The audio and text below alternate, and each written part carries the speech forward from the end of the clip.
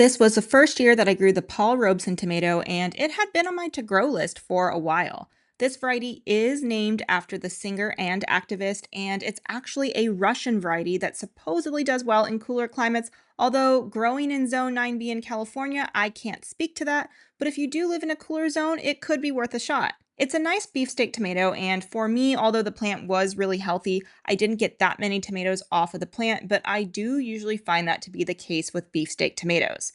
However, I will say this variety was well worth the effort to grow because it was a really nice tomato. It was really juicy and it was sweet and a little smoky with just the tiniest hint of tang. And I tested a few of these tomatoes on the Brix meter and I had readings as low as 8.2 and as high as 9.2. And of course, how ripe each tomato is when you test it will make a difference in the readings, but this one definitely can be classified as a sweet tomato. I will definitely be growing this variety again because it really was just overall a great tomato in flavor, and it wasn't very seedy, it was pretty meaty, and while I do wish it was a little more productive for me, it also could have just been my growing conditions this year. But even if I still only get a few tomatoes in future seasons, I think that the flavor of this variety is worth it, so I'll just have to savor each one that I get.